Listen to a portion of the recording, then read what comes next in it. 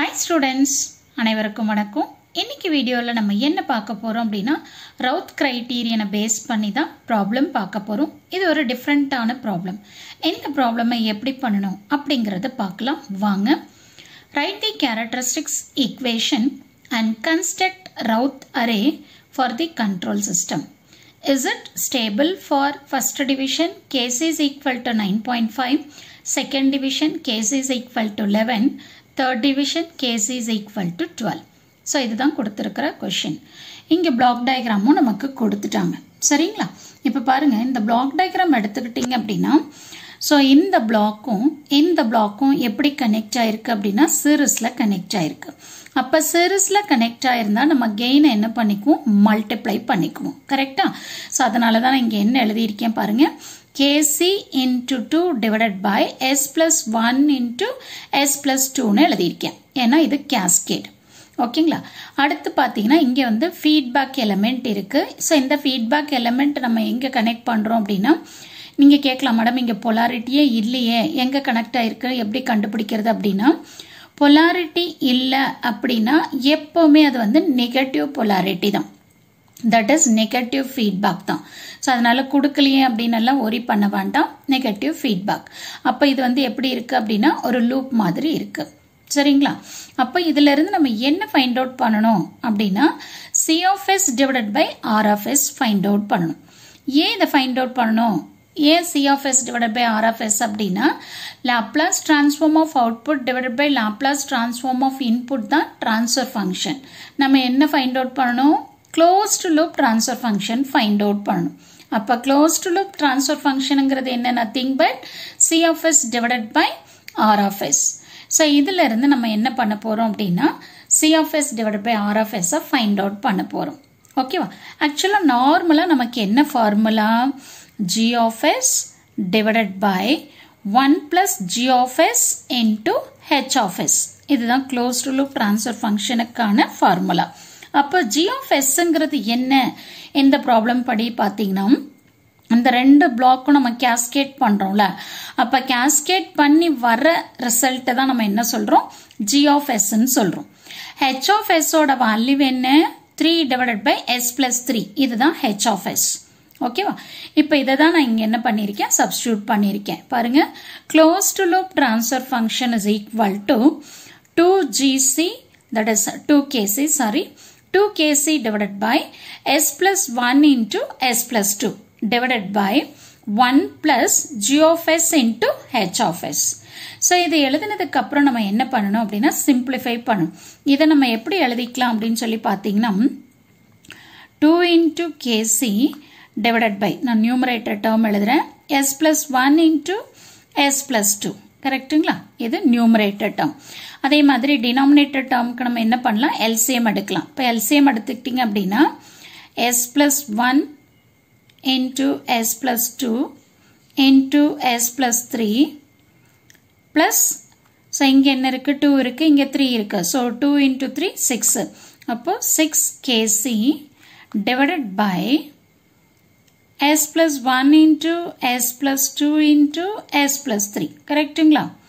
இதை simplify பண்ணீங்க அப்படின்னா உங்களுக்கு என்ன ஆகும் நியூமரேட்டர்ல 2kc வரும். இதோட நமக்கு இன்னொரு டேர்ம் என்ன வரும் s plus 3 ன்னு வரும். ஏன்னா இங்க டினாமினேட்டர்ல என்ன இருக்கு பாருங்க s plus 1 into s plus 2 ன்னு இருக்கு. அப்போ இந்த டேர்ம் கேன்சல் ஆயிரும். ஓகேவா? சோ அப்ப நமக்கு என்ன ஆகும் அப்படின்னா நியூமரேட்டருக்கு 2kc into s plus 3 divided by s plus 1 into s plus 2 into s plus 3 plus 6kc ன்னு வந்துருச்சு. சோ இதுதான் வந்து நமக்கு closed loop transfer function. ஓகேவா? சரி. இத ஃபைண்ட் அவுட் பண்ணதுக்கு அப்புறமா நம்ம என்ன எழுதணும் அப்படின்னா characteristics equation என்ன அப்படினு எழுதணும். ஓகே. சோ இதுல வந்து பாத்தீங்கன்னா இந்த closed loop transfer function find out பண்ணிட்டோம்ல இந்த denominator term is equal to 0 ன்னு போட்டோம் அப்படினா அதுதான் characteristics equation. ஓகேவா? இப்போ அத தான் நான் எடுத்து எழுதி இருக்கேன். s plus 1 into s plus 2 into s plus 3 plus 6kc is equal to 0. இப்போ அடுத்து நான் என்ன பண்ணிருக்கேன் நார்மல் மல்டிப்ளிகேஷன் தான் பண்ணிருக்கேன். s into s s square. So s into 2 2s. 1 into s s. 1 into 2 2. அவ்வளவுதான். அதே மாதிரி நான் என்ன பண்ணியிருக்கேன், ரிமைனிங் இருக்கிறது அப்படியே எடுத்து எழுதிட்டேன். இப்போ மறுபடியும் மல்டிப்ளிகேஷன் பண்ணுறேன். s square into s s power 3, s square into 3 3s square. அதே மாதிரி 2s into s 2s square. 2s into 3 என்ன வரும், 6sன்னு வந்துடும். அதே மாதிரி s into s s square. So s into 3 3s. Next 2 into s 2s plus 2 into 3 6. Already இங்கே நமக்கு என்ன இருக்கு, 6kcன்னு இருக்கு. அந்த வேல்யூ எடுத்து எழுதிக்கணும். இதுக்கப்புறம் இதை என்ன பண்ணுங்க, சிம்பிளிஃபை பண்ணுங்க. s power 3. ஸோ இங்கே 3 இருக்கு, இங்கே 2 இருக்கு, இங்கே 1 இருக்கு. அப்போ 6x ஸ்கொயர். அதே மாதிரி இங்கே 6 இருக்கு, இங்கே எத்தனை s இருக்கு பாருங்க, 5 இருக்கு. அப்போ 6 plus 5 11s. அடுத்து இங்கே இருக்கிற 6 plus 6kc is equal to 0. So இதுதான் நமக்கு கேரக்டரிஸ்டிக்ஸ் ஈக்குவேஷன். ஸோ இதில் இருந்து நான் என்ன பண்ணுறேன் அப்படின்னா, கோஎஃபிஷியன்ஸ் என்னென்ன அப்படின்றத எழுதிக்கிறேன். ஸோ எஸ் பவர் 3யோட கோஎஃபிஷியன்ட் என்னது, 1. ஸோ இது வந்து நம்ம a0ன்னு ரெப்ரசென்ட் பண்ணுவோம். எஸ் ஸ்கொயர் வந்து 6. So a1 is equal to 6. அதே மாதிரி a2 is equal to 11. a3 is equal to, so இது வந்து பார்த்தீங்கன்னா நமக்கு கான்ஸ்டன்ட் டேர்ம்ங்கிறதுனால 6 plus 6kc. ஓகேங்களா. ஸோ அப்போ a0, a1, a2, a3யோட வேல்யூவை நம்ம எங்கிருந்து கண்டுபிடிக்கிறோம், கேரக்டரிஸ்டிக்ஸ் ஈக்குவேஷன்ல இருந்து கண்டுபிடிக்கிறோம். ஓகேவா. முடிச்சதுக்கு அப்புறம் நம்ம என்ன பண்றோம், ரவுத் அரேவை ஃபார்ம் பண்றோம். ஸோ ரவுத் அரே வந்து s power 3, s square, s power 1, s power 0 போட்டுட்டு ஃபர்ஸ்ட் a0ஓட வேல்யூ, அடுத்து a2ஓட வேல்யூ எழுதணும். அடுத்த ரோல a1, a3யோட வேல்யூ எழுதணும். எழுதி முடிச்சதுக்கு அப்புறம் உங்களுக்கு நல்லா தெரியும். ஸோ பாட்டம்ல இருந்து ஸ்டார்ட் பண்ணி அப்வர்ட்ல மல்டிப்ளை பண்ணிக்கணும். So 6 into 11 minus 1 into 6 plus 6kc divided by இந்த பேஸோட வேல்யூ 6. இதை சிம்பிளிஃபை பண்ணோம் அப்படின்னா நமக்கு வந்து 60 மைனஸ் 6kc divided by 6ன்னு வரும். அடுத்து வந்து பாத்தீங்க அப்படின்னா இந்த டேர்ம் என்ன பண்ணணும், இதோட மல்டிப்ளை பண்ணணும், டிவைடட் பை இந்த டேர்ம். அப்ப என்ன ஆகும், இந்த டேர்ம் கேன்சல் ஆயிரும், நமக்கு இந்த டேர்ம் மட்டும் வரும். சொல்றது புரியும்னு நினைக்கிறேன். கண்டிப்பா என்ன பண்றோம், நம்ம 60 மைனஸ் 6kc டிவைடட் பை 6. இதை நம்ம என்ன பண்றோம் அப்படின்னா 6 plus 6kc ஆல மல்டிப்ளை பண்றோம். அதே மாதிரி இங்கே வந்து என்ன டேர்ம் இருக்கு, 0. அப்போ 6 into 0 0, அதனால அது போட தேவையில்ல.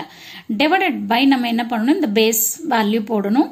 ஸோ அப்போ 60 மைனஸ் 6kc டிவைடட் பை 6ன்னு வரும். இப்போ இங்கே நியூமரேட்டர்ல இருக்கிற இந்த டேர்மும் கேன்சல் ஆயிடுச்சுன்னா நமக்கு என்ன டேர்ம் வரும், 6 plus 6kc மட்டும் வரும். கரெக்டுங்களா. ஸோ இதை முடிச்சதுக்கு அப்புறம் நம்ம என்ன பண்ணணும் அப்படின்னு சொல்லி பார்த்தீங்கன்னா, இந்த கேசியோட வேல்யூஸை எடுத்து நம்ம ஃபைண்ட் அவுட் பண்ணணும். இப்போ எப்படி நம்ம ஃபைண்ட் அவுட் பண்றது அப்படின்னா ரொம்ப சிம்பிள் தான். இப்போ நம்ம என்ன பண்ணணும், 6 plus kc அந்த டேர்ம் எடுத்துக்கணும். ஓகேங்களா. ஸோ இப்போ நான் இங்கே எழுதிக்கிறேன். So for example 6 plus 6kc is greater தென் 0.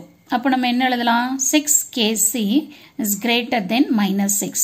அப்போ kc is greater than minus 1. 6 6 cancel ஆயிருமா, அப்போ மைனஸ் 1ன்னு வரும். அப்போ kc is greater than minus 1. அப்போ கிரேட்டர் தென் மைனஸ் 1னா மைனஸ் 1க்கு அடுத்தது என்ன வேல்யூ இருக்கு, 0. அப்போ நம்ம என்ன எழுதலாம், kc இஸ் கிரேட்டர் தென் 0.